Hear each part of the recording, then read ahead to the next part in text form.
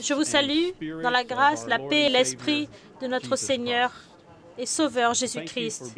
Merci d'être ici, dans le temple. Et j'envoie mes salutations à vous tous dans le monde entier qui vous joignez à nous par Internet.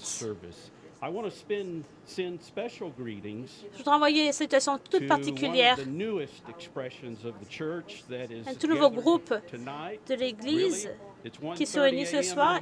Il est 1h30 du matin à Madrid, en Espagne. Un groupe s'est réuni pour pouvoir participer avec vous à ce service d'adoration.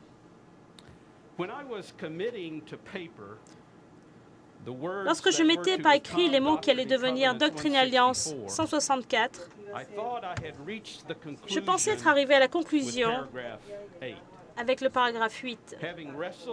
Après avoir lutté avec des questions compliquées d'ordre théologique, sacramentel et éthique, j'étais reconnaissant de la direction de l'Esprit. Et tout ce que je voulais faire, c'était me reposer auprès de Dieu. À ma grande surprise, tandis que j'entamais une prière de gratitude, l'Esprit a jailli comme une fontaine. Et j'ai repris mon carnet de notes et j'ai commencé par mettre par écrit l'expérience avec des phrases et des concepts qui ne demandaient qu'à être exprimés. Le résultat était le paragraphe 9 de section 164. C'est un message de l'affirmation et de l'espoir de Dieu pour l'Église. La dernière phrase est venue avec une clarté indéniable. La mission de Jésus-Christ est ce qui importe le plus pour le voyage qui nous attend.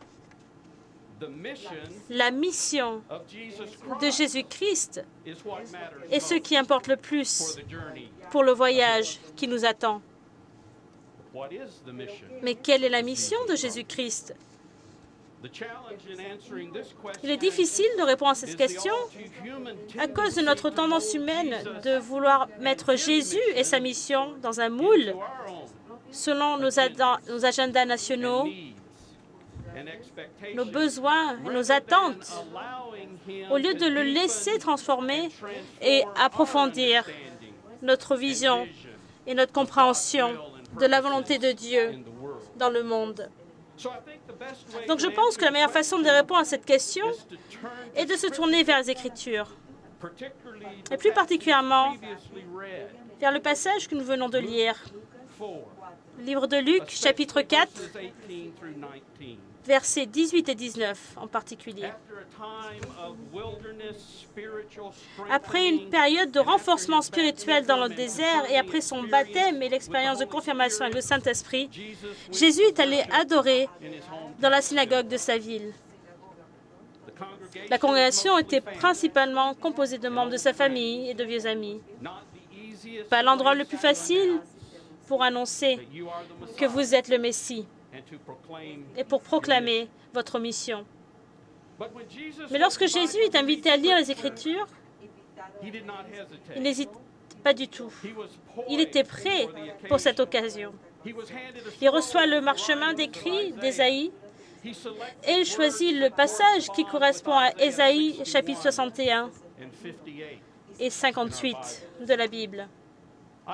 Ésaïe, chapitre 61, décrit avec poésie un serviteur qui va restaurer la justice et la paix de Dieu à Israël et dans le monde. Ésaïe 61 est profondément enraciné dans d'autres passages d'Ésaïe, en particulier Ésaïe chapitre 42. Ésaïe chapitre 42 parle d'un serviteur, mais également d'un peuple de l'alliance avec Dieu, une communauté de foi, une communauté de personnes qui ouvrira les yeux, qui libérera les prisonniers de l'esclavage, qui instaurera la justice pleine de compassion de Dieu et qui sera appelée la lumière de toutes les nations. Jésus choisit stratégiquement un passage scripturaire pour proclamer sa mission. Ce faisant, il fixe également la direction à suivre pour la communauté de disciples qui se formera autour de lui et sa mission. Il lit, « L'Esprit du Seigneur est sur moi parce qu'il m'a oint. » Jésus peut revendiquer cela car il connaît bien l'Esprit. Ses fondations se trouvent dans les Écritures, en particulier les textes prophétiques. Il passe de longues périodes durant lesquelles l'Esprit le façonne à travers la prière, ainsi qu'en adorant et en apprenant en compagnie des autres. La formation spirituelle est fondamentale pour obtenir une vision claire, irrésistible de la mission. Une vision claire, irrésistible de la mission qui émerge d'une communion profonde avec l'Esprit. Et cette communion se produit lorsque nous nous engageons dans des disciplines spirituelles, personnelles, et un épanouissement spirituel dans la vie d'une congrégation saine et vivante. Au moment opportun, cette communion spirituelle permet à Jésus d'affirmer que ce qu'il est sur le point de faire n'est pas quelque chose de prévu. C'est l'œuvre de l'Esprit de Dieu déjà à l'œuvre. Et l'Esprit le charge de poursuivre la mission qui importe le plus à Dieu. L'Esprit du Seigneur est sur moi parce qu'il m'a oint pour annoncer une bonne nouvelle aux pauvres.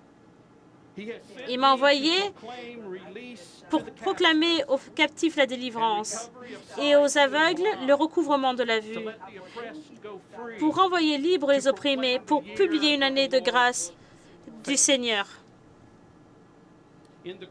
Dans le texte en grec, certaines parties de ce passage sont encore plus fortes et plus irrésistibles. Par exemple, la partie en français qui dit « pour renvoyer libres les opprimés », eussent-elles été traduites de manière plus directe du grec, aurait dit « pour renvoyer libres ceux qui ont été écrasés ». Pour renvoyer vers la liberté ceux qui ont été écrasés. La traduction du texte ajoute pour renforcer le pardon ceux qui ont été blessés.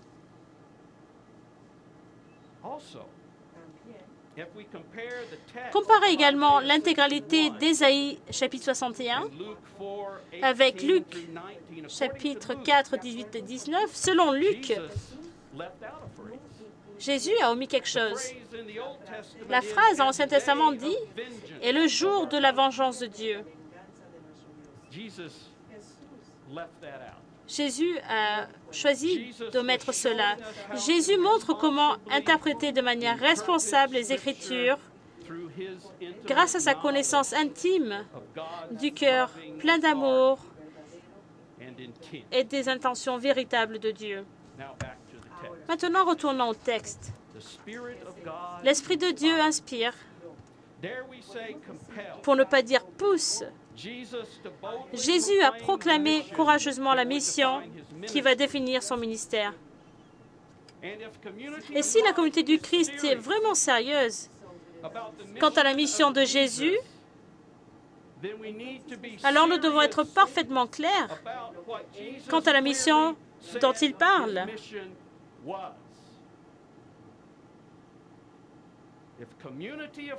Si la communauté du Christ est vraiment sérieuse quant à la mission de Jésus, alors nous devons être parfaitement clairs quant à la mission dont il parle.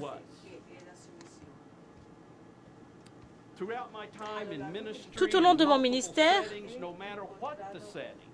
quel qu'en était le contexte,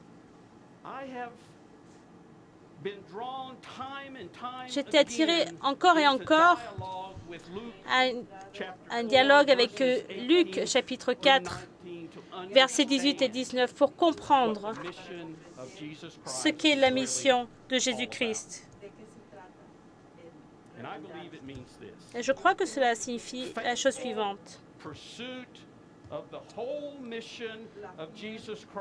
Pour poursuivre de manière fidèle la mission entière de Jésus-Christ, cela veut dire annoncer la bonne nouvelle aux pauvres. Ça veut dire l'évangélisation au sens le plus large du terme. Cela signifie l'évangile proclamé en actes et en paroles. Cela signifie l'invitation. Cela signifie une hospitalité extravagante. Ça signifie inviter les gens à connaître l'évangile de Christ, qu'ils soient pauvres en substance ou pauvres en esprit. Cette invitation comprend toujours la compréhension que les personnes vivent le mieux l'Évangile dans la fraternité, les ministères et les sacrements de la communauté de foi. L'idée de présenter les gens au Christ sans les impliquer dans la communauté de foi déforme l'Évangile de la manière dont Jésus le vivait et l'enseignait. La bonne nouvelle est que le Christ ressuscité vit dans la communauté qui restaure les personnes dans des relations justes avec Dieu, les autres, elles-mêmes et la planète. C'est ça la bonne nouvelle. Pour annoncer la bonne nouvelle aux pauvres et aux aveugles le recouvrement de la vue, parle également d'un ministère qui soigne, qui guérit et qui s'occupe des personnes blessées, dans la douleur et au cœur brisé. Ésaïe, chapitre 61, inclut la phrase « pour consoler tous les affligés ». Cela signifie un ministère plein de compassion. Un ministère de compassion auprès de personnes qui souffrent physiquement, spirituellement ou émotionnellement. Ça veut dire un soin pastoral offrant l'amour du Christ à tous, les membres de l'Église, amis, et les prochains. Et selon la définition de l'Évangile, notre prochain, c'est toute personne dans le besoin, y compris les personnes que la société ou la religion nous a enseigné à ignorer, craindre ou éviter.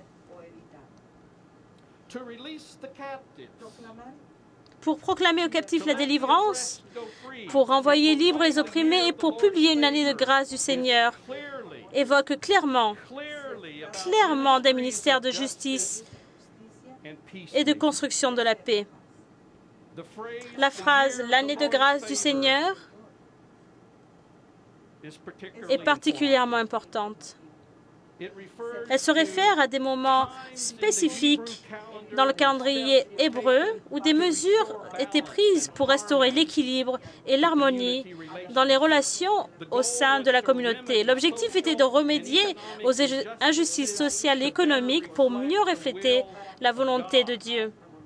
Jésus disait que ce moment est maintenant et tout le temps. En d'autres termes, il ne suffit pas de seulement se préoccuper des gens lorsqu'ils souffrent. La mission inclut des ministères qui libèrent les gens de conditions injustes et écrasantes causant la souffrance. La mission de Dieu, c'est restaurer les personnes à la plénitude dans une communauté saine et vivante. Donc nous devons traiter les causes primaires de la pauvreté, de la faim, de la discrimination et des conflits. Ces conditions empêchent un grand nombre de personnes dans le monde de réaliser leur potentiel tandis que d'autres peuvent s'épanouir. Cet aspect de la mission de Jésus est de promouvoir le royaume de paix de Dieu sur terre, comme aux cieux. Il s'agit de la cause de Sion, l'Évangile exprimé dans de véritables communautés d'inclusion, de générosité, d'égalité et de paix reflétant le Christ. La communauté du Christ est appelée à partager cette mission. Elle est appelée à partager la paix de Jésus-Christ dans tous ses aspects. Partager la paix du Christ peut commencer dans n'importe quelle des dimensions de la mission du Christ, que ce soit l'invitation, les ministères de compassion ou la promotion de communautés de justice et de paix. Mais pour être fidèles au véritable Jésus, nos ministères doivent s'élargir pour intégrer, au final, chacune de ces dimensions. Les premières communautés du Christ décrites dans le livre des Actes comprenaient cela. La communauté de l'Église, à l'époque, représentait une alternative aux conditions écrasantes de la vie. Les premiers disciples du Christ invitaient hardiment leurs prochains à la foi en Christ et les baptisaient après une sérieuse période de préparation à la vie de disciples. Ils incluaient intentionnellement les nouveaux disciples dans des communautés d'amour, de générosité et d'égalité à l'image du Christ. Ils s'engageaient à vivre au quotidien les valeurs centrales de Jésus, telles que présentées dans le Sermon sur le mont, qui figure dans Matthieu, chapitres 5 à 7. Ça, c'était l'essence de la vie des premières communautés du Christ. Ils ne battaient pas en retraite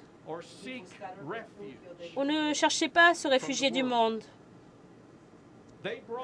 Ils apportaient la vision et les exigences de la paix du Christ pour les opposer à la ségrégation, la violence et les injustices de la fausse paix de l'Empire romain, cette paix imposée par l'Empire romain. Ils croyaient que peu importait si les gens étaient riches ou pauvres, hommes ou femmes, juifs ou païens, esclaves ou libres. Cela n'importait que peu, car le baptême faisait que tous étaient un en Christ.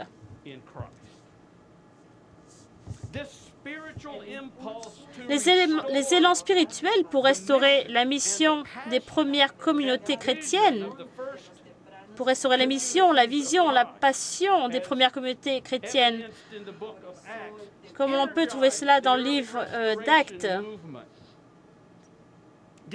ont donné de l'énergie au mouvement de restauration à ses débuts. Savez-vous qu'à une époque, l'église de Kirtland, en Ohio, malgré ses difficultés économiques et sa pauvreté, organisait un grand banquet pour tous les membres de la communauté, pas seulement les membres de l'église, pour tous les membres de la communauté. L'Église voulait faire preuve de l'amour inclusif de l'Éternel, tel que révélé dans la parabole du grand festin, qui apparaît dans Luc, chapitre 14, versets 15 à 24. Elizabeth Ann Whitney, qui vivait à Kirtland, écrit dans son journal intime: « Conformément aux exemples de l'Éternel, nous avons décidé de préparer un festin pour les pauvres. Ces pauvres qui ne pouvaient pas rendre l'appareil, comme les handicapés, les sourds, les aveugles, les personnes âgées, les infirmes. On les invitait tous.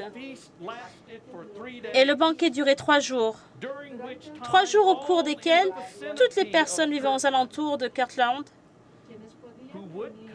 pouvaient venir et étaient reçues de manière aussi courtoise et généreuse que si elles pouvaient donner l'hospitalité au lieu de la recevoir. Le prophète fondateur Joseph Smith fils se souvient, dans son journal intime également, le banquet était organisé en réponse au commandement du Fils de Dieu. Les handicapés, les paralytiques, les aveugles étaient invités selon les directives de l'Éternel.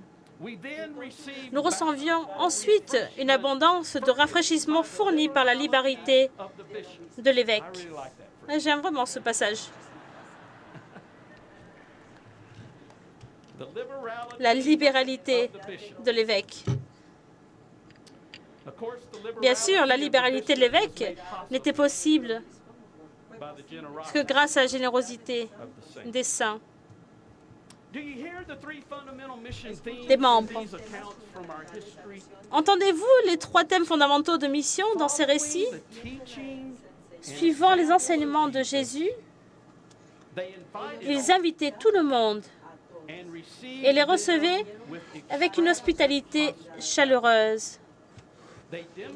Ils faisaient preuve d'une grande compassion.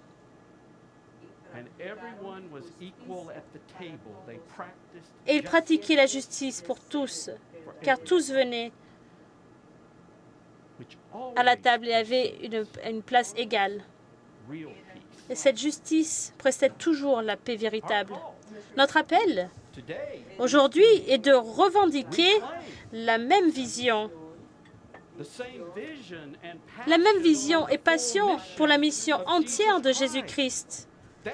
C'est ce que veut dire Doctrine et Alliance, section 164, 9. La mission de Jésus-Christ est ce qui importe le plus pour le voyage qui nous attend. Mes commentaires, ça ne veut pas dire que nous ne sommes pas engagés dans la mission, que nous n'avons pas été actifs, évidemment. Nous avons été très actifs dans la mission, dans les congrégations. Nos ministres et les membres qui sont activement engagés dans la mission. Oui, nous sommes actifs dans la mission et je vous remercie pour tous vos efforts fidèles. Ce que je veux dire, ce que je veux souligner aujourd'hui, c'est que nous allons dès aujourd'hui, nous allons effectuer la mission de Jésus-Christ avec encore plus de détermination, plus d'alignement et d'harmonie, plus d'intégration et d'efficacité. Et voici comment nous allons faire cela. À partir d'aujourd'hui, tous les ministères, tous les membres du personnel et toutes les ressources de l'Église partout dans le monde se concentreront sur la mission entière de Jésus-Christ. Nous ferons cela grâce à 5 initiatives de mission. Ces 5 initiatives de mission ne sont pas un nouveau programme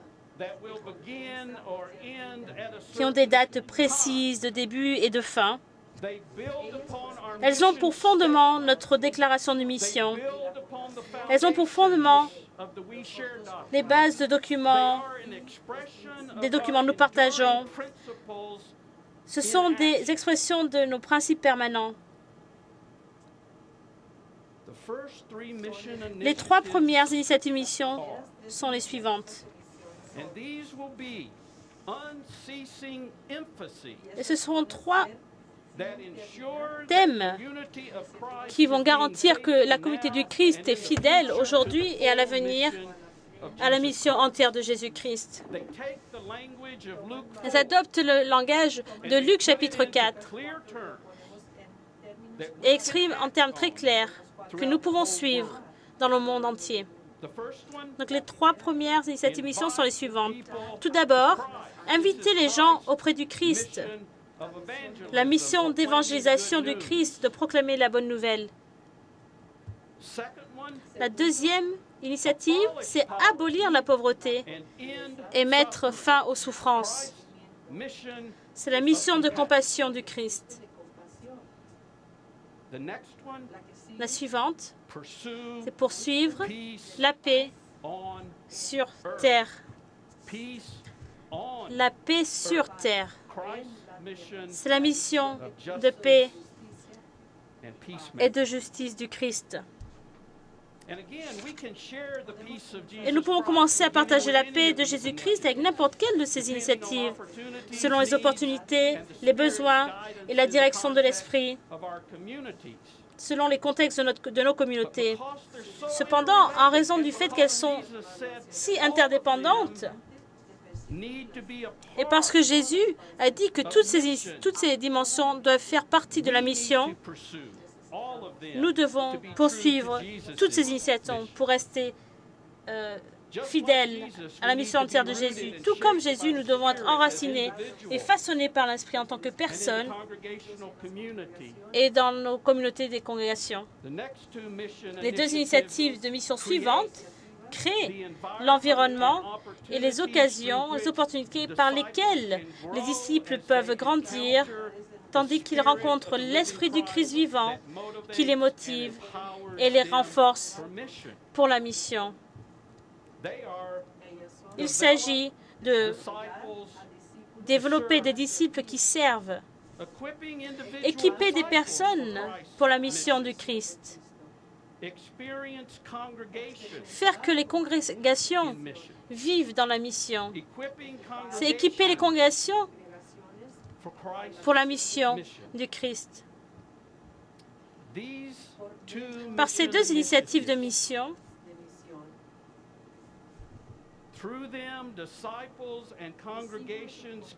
les disciples et les congrégations peuvent trouver leur identité, leur talent et leur appel et répondre avec toute confiance en affirmant « L'Esprit du Seigneur est sur nous », tandis qu'ils se lancent dans la mission avec le Christ. Penchons-nous brièvement sur chacune de ces initiatives. Qu'est-ce que ça signifie qu'inviter les gens auprès du Christ? Nous augmenterons le nombre de membres et disciples et de congrégations de la communauté du Christ qui poursuivent la mission entière de Jésus-Christ. Nous ferons cela en baptisant et en confirmant de nouveaux membres, en ouvrant de nouvelles congrégations conçues pour toucher de nouveaux groupes de personnes et en lançant l'Église dans de nouvelles nations. Qu'est-ce que cela signifie qu'abolir la pauvreté et mettre fin aux souffrances? Nous renforcerons et développerons des ministères qui s'adressent aux pauvres et aux affamés. Nous nous pencherons également sur les conditions causant la pauvreté. Nous aiderons les personnes dans la souffrance en leur offrant une présence pleine de compassion dans leurs moments de besoin. Nous accroîtrons les fonds d'oblation pour apporter une assistance immédiate pour répondre à la faim. Nous continuerons également à soutenir les organisations affiliées dédiées au soulagement de la pauvreté.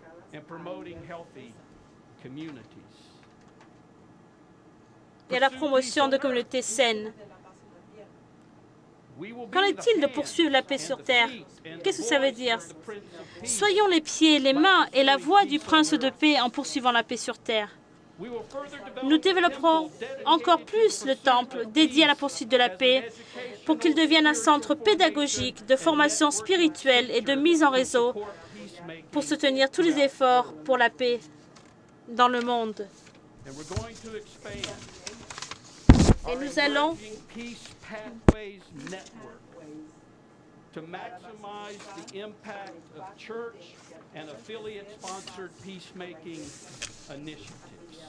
Nous agrandirons également notre réseau émergent des chemins pour la paix pour optimiser l'impact des initiatives de paix de l'Église et des affiliés. Nous continuerons également à impliquer les enfants dans les efforts de paix avec les clubs des jeunes de la paix, des jeunes artisans de la paix. Et nous continuerons à être actifs dans des partenariats œcuméniques et interconfessionnels pour être à l'avant-garde d'organisations œuvrant pour la paix sur Terre.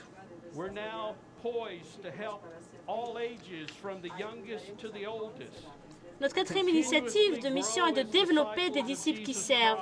Nous aiderons tous les âges, des plus jeunes aux plus âgés, à toujours agrandir plus comme des disciples de Jésus-Christ, grâce à des pratiques spirituelles, des expériences en communauté et des cours pédagogiques pour la formation des disciples.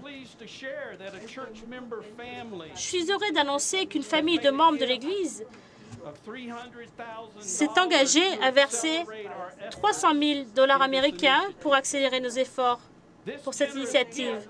Ce don généreux a eu comme résultat le lancement plus tôt que prévu du guide de formation spirituelle de la communauté du Christ, qui est disponible en anglais sur le site de l'Église.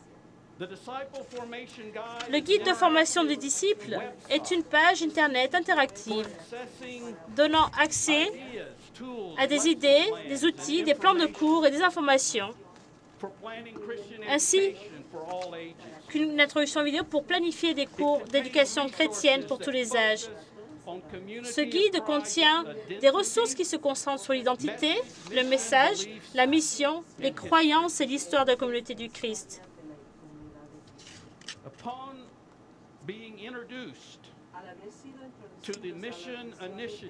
Après avoir reçu une présentation sur la vision des initiatives de mission que je vous présente ce soir, cette même famille s'est généreusement engagée à faire un don supplémentaire de 500 000 $ supplémentaires pour soutenir la mission de l'Église. La générosité abonde pour soutenir la mission. Notre cinquième initiative de mission est de faire que les congrégations vivent la mission. La préparation et les efforts personnels ne sont pas suffisants. Nous avons particulièrement besoin de congrégations qui sont des expressions vivantes de la personnalité, de l'amour, de l'esprit et de la mission de Jésus-Christ. Ce que nous faisons dans nos congrégations aujourd'hui doit être bien plus que de simples activités de routine, de rassemblement.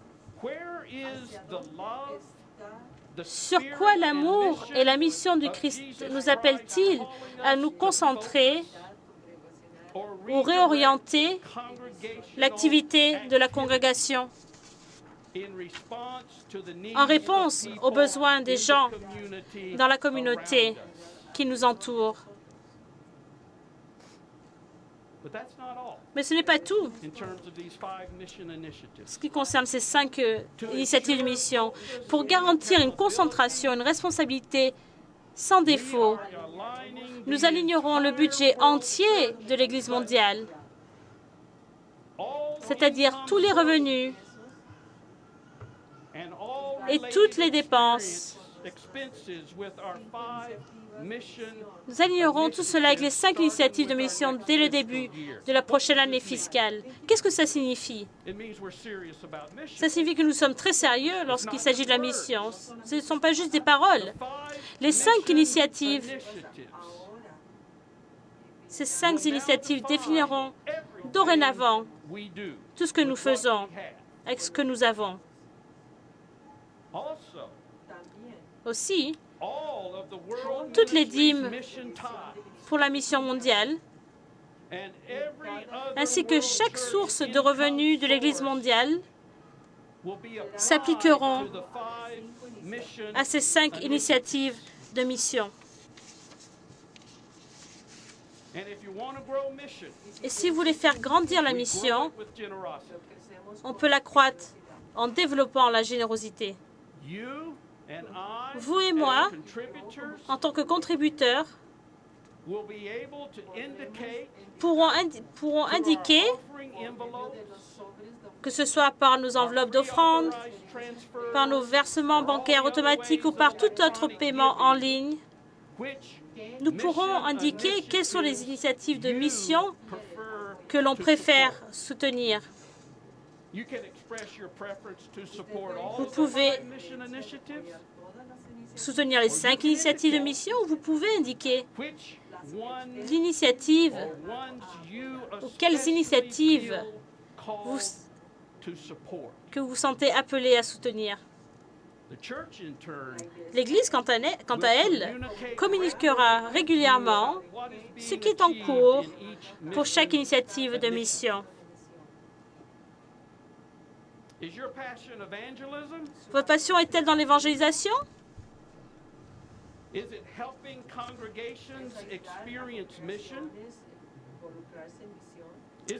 Est-ce que votre passion, c'est aider les congrégations pour qu'elles s'activent en mission? Est-ce que c'est poursuivre la paix sur terre? Est-ce que c'est abolir la pauvreté et mettre fin aux souffrances? Ou est-ce que c'est aider les disciples de tous les âges à approfondir leur vie de disciples? Ou est-ce que votre passion repose en toutes ces initiatives? Toutes les initiatives de mission sont essentielles. Et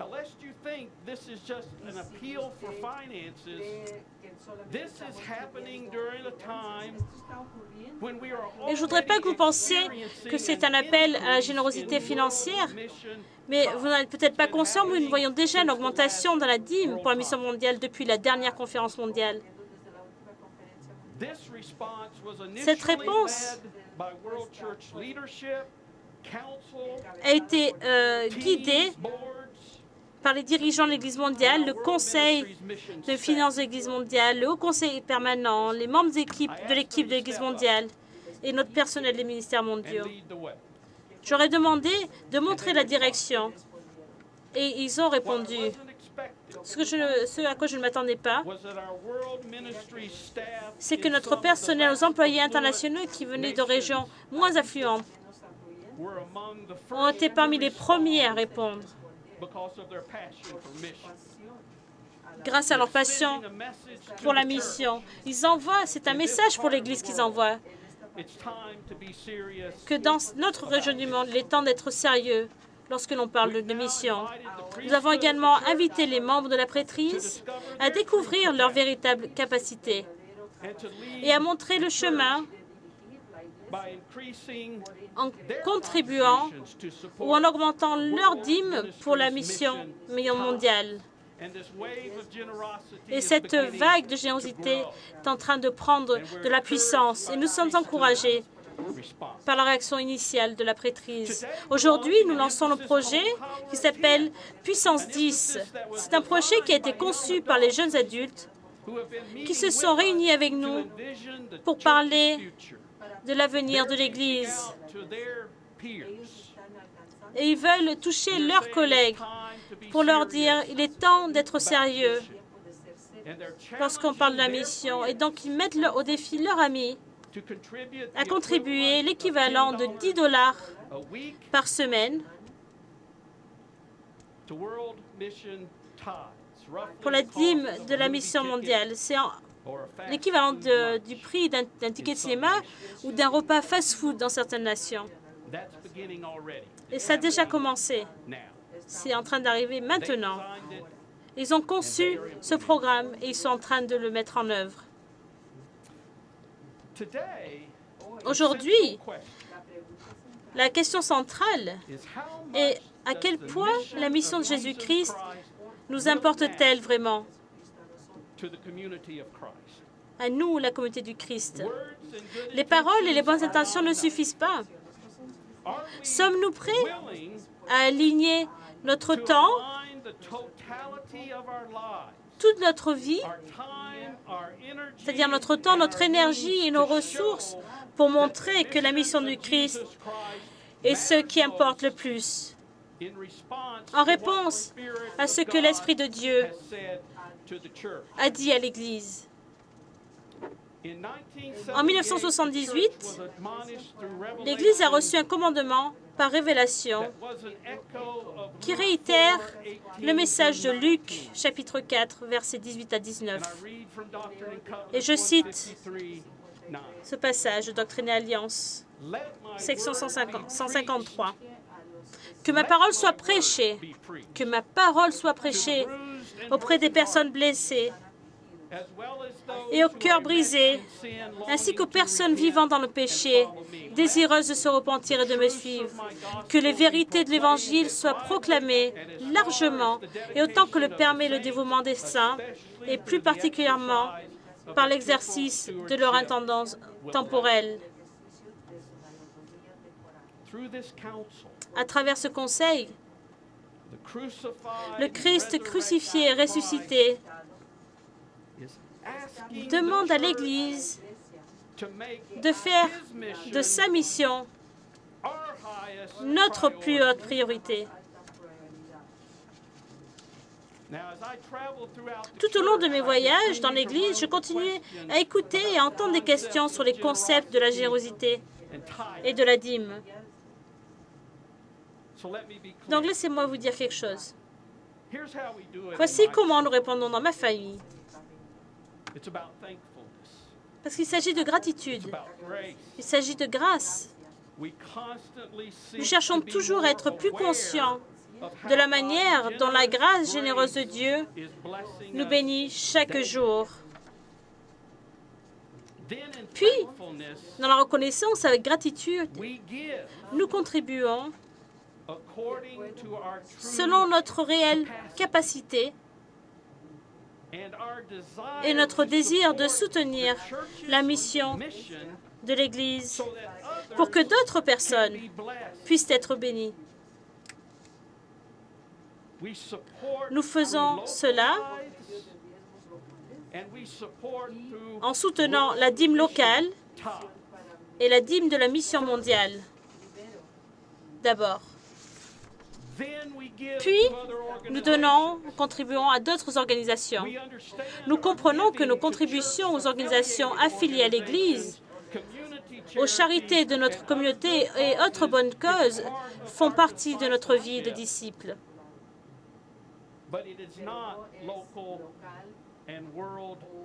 Mais cela ne fait pas partie de la dîme locale ou de la dîme de la mission mondiale. Laissez-moi vous parler brièvement de la générosité et de la véritable capacité. Il y a quelque temps, je participais à un service d'adoration dans une congrégation de banlieue. On était en train de consacrer un nouvel édifice pour pouvoir augmenter le ministère dans une communauté qui souffrait déjà. Un nouvel édifice qui a été rendu possible par la générosité locale et mondiale. Lors de l'offrande, mon attention a été attirée avec grande appréciation sur de nombreux contributeurs qui venaient d'autres régions et qui étaient présents. Ils avaient contribué des milliers de dollars pour ce projet. Puis, mon attention a été attirée par une petite fille qui était assise à côté de moi. Elle venait d'un quartier très pauvre où se trouvait l'église. Elle avait été invitée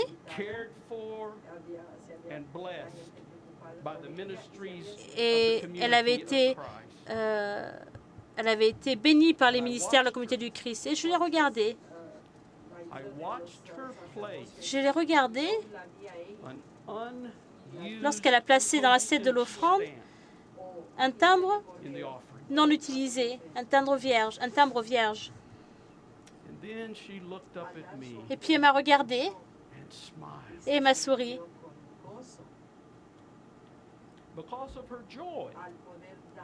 À cause de sa joie, parce qu'elle était joyeuse de pouvoir donner ce qu'elle pouvait pour soutenir la mission. Et à ce moment-là, l'Esprit a porté témoignage. Il m'a confirmé que les personnes qui ont beaucoup et les personnes qui ont peu avaient donné ce qu'ils pouvaient selon leur réelle capacité. Et l'Esprit m'a confirmé que toutes les contributions sont importantes à part entière pour Dieu grâce à l'Esprit généreux et reconnaissant dans lequel elles étaient données, en réponse à la grâce de Dieu, qui est la contribution continuelle de Dieu.